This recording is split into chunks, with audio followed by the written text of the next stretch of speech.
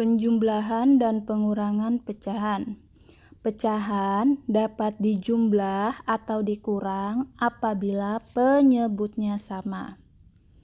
Ingat, hanya bisa dijumlah atau dikurang apabila penyebutnya sama. Untuk menjumlah atau mengurang pecahan, ada beberapa tahapan utama yang harus diperhatikan. Yang pertama, ubah ke pecahan biasa jika pecahan tersebut belum berbentuk pecahan biasa. Selanjutnya, samakan penyebut apabila penyebutnya belum sama. Dan jangan lupa untuk menyamakan penyebut kita menggunakan yang namanya KPK. Jangan lupa ya. Lalu penyebut sudah sama, tinggal jumlahkan atau kurangkan pembilangnya. Jadi yang dijumlah atau dikurang adalah pembilang. Penyebutnya tetap. Langsung saja kita lihat contoh penjumlahan atau pengurangan pecahan. Kita lihat soal nomor 1. 2/4 tambah 3/4. Kita lihat langkah 1. Ubah ke pecahan biasa. 2/4 dan 3/4 apakah sudah pecahan biasa atau belum? Iya, 2/4 dan 3/4 sudah pecahan biasa. Kalau gitu langkah pertama ini kita lewati. Langsung cek langkah berikutnya. Penyebutnya apakah sudah sama? Ingat dalam pecahan, yang mana yang namanya penyebut? Ya, penyebut ada di bawah. Yang atas namanya pembilang. Yang bawah adalah penyebut. Apakah penyebutnya sudah sama? Di sini 4, di sini 4. Berarti penyebutnya sudah sama. Maka kita tidak perlu mencari KPK penyebut karena penyebut sudah sama. Langkah 2 kita lewati karena penyebut sudah sama. Lanjut ke langkah 3. Jumlahkan atau kurangkan pembilangnya. Berarti ini tinggal kita tambah atau kita kurang pembilang. Penyebutnya tetap per 4. Yang kita tambah karena di sini penjumlahan berarti kita tambah ya. 2 tambah 3. 2 tambah 3. Berapa 2 tambah 3? 5/4. 2 tambah 3 adalah 5/4. Lihat, pembilangnya lebih besar. Maka bisa kita ubah menjadi pecahan campuran. Masih ingat cara mengubah ke pecahan campuran ya? 5 dibagi 4, 1, sisa 1/4. Kalau lupa bisa lihat di video cara mengubah pecahan. Jadi 2/4 tambah 3/4 hasilnya adalah 5/4 atau 1/4. Nah kemudian kita lihat lagi contoh kedua. Jadi kita tinggal mengikuti langkah-langkah ini ya untuk menjumlahkan atau mengurangkan pecahan. Kemudian langkah kedua, kita lihat lagi ada 2/4 dikurang 1/2/5. Ini pengurangan. Kita lihat langkah pertama, ubah ke pecahan biasa. Apakah 2/4 dan 1/2/5 sudah pecahan biasa? Belum. Pecahan apa ini namanya? Iya benar, ini adalah pecahan campuran. Berarti kita ubah dulu ke pecahan biasa. 2/4 jadikan pecahan biasa. Mudah-mudahan masih ingat caranya ya. 2 kali 4 8, lalu ditambah 2 10. Berarti 2/4 sama saja dengan 10/4. Kurang 1/2/5 jadikan pecahan biasa, dikali 1 kali 5 5, ditambah 2 7. Jadi 7/5. Sudah menjadi pecahan biasa. Kalau sudah jadi pecahan biasa, langkah berikutnya samakan penyebut. Karena kita nyamakan penyebut, kita ke langkah ini ya. Cek penyebutnya yang bawah. Di sini 4, di sini 5. Apakah sudah sama? Iya, belum sama. Kalau tidak sama kita cari KPK-nya. KPK dari 4 dan 5. Boleh pakai pohon faktor. Nyari KPK bisa dicari di coretan ya. Ingat, bagi 2 dapat 2. 5 ini sudah bilangan prima. Dan kita faktorkan.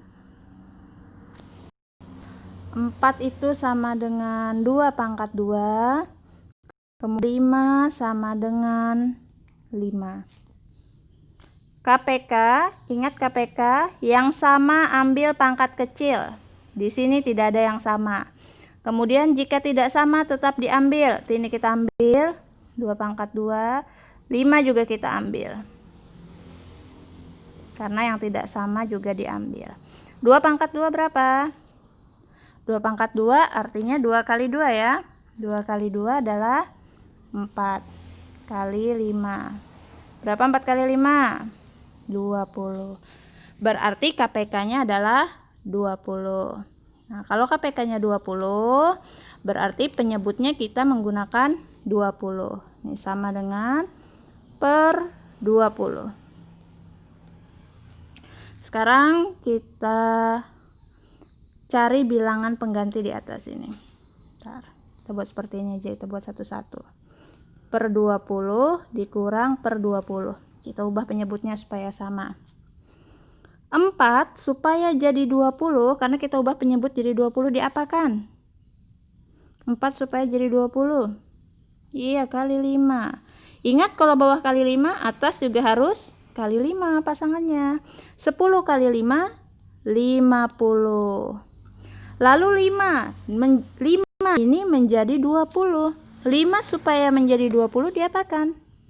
Juga dikali berapa? Iya, kali 4, maka atasnya juga kali 4. 7 kali 4. Iya, betul, 28. Setelah itu kita masuk ke langkah terakhir. Kita lihat, kita tadi sudah menyamakan penyebut. Langkah terakhir tinggal jumlahkan atau kurangkan pembilangnya. Karena di sini pengurangan, berarti pembilangnya kita kurang. 50 dikurang 28. Berapa nih 50 dikurang 28? Kalau tidak tahu, kurangkan aja bersusun ke bawah. Jangan bengong ya.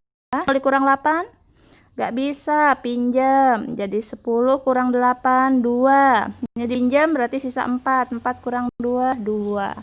Jadi 50 dikurang 28 adalah 22 per 20. Kemudian karena pembilang lebih besar daripada penyebut, jangan lupa ubah menjadi pecahan campuran. Masih ingat kan ya? 22 dibagi 20. Dapat berapa? 1. 1 kali 20, 20 dikurang, sisa 2. Udah nggak ada yang turun. 1 kemudian 2-nya jadikan pecahan campuran, bagi 20. 1, 2 per 20 sama dengan 1, 2 per 20.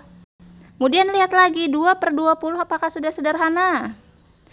Belum. Sama-sama bisa dibagi berapa tuh?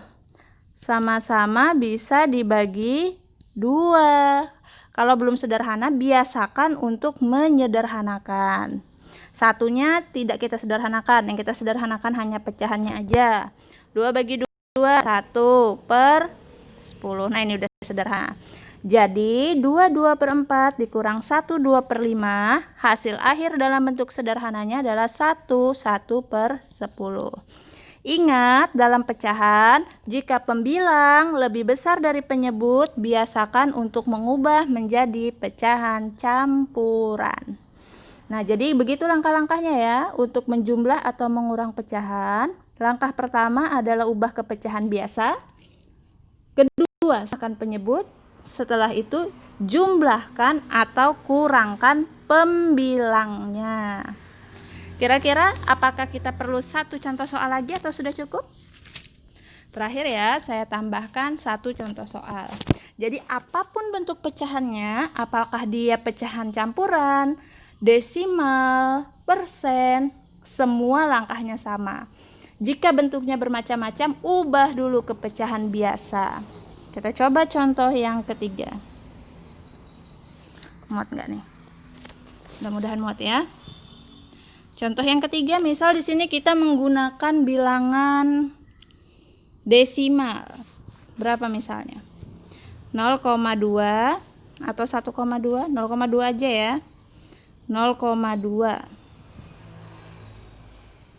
ditambah 2% dikurang, banyak nih modelnya, dikurang 1/5. Misalnya seperti ini. Kelihatannya sulit, padahal ini sebenarnya nggak sulit-sulit amat ya. Jadi ingat, langkah pertama tetap apapun bentuk pecahannya, ubah ke pecahan biasa. Yuk kita selesaikan. Sama dengan 0,2. Bagaimana pecahan biasanya? Ingat, satu angka di belakang koma berarti per 10. Yang di atas adalah 2 per 10. Ditambah, kita ubah dulu jadi pecahan biasa, 2%. Apa artinya? Betul, 2 per 100. Persen itu artinya per 100. Dikurang, campuran ubah jadi pecahan biasa. 1 kali 5, 5 ditambah 1, 6. Jadilah 6 per 5.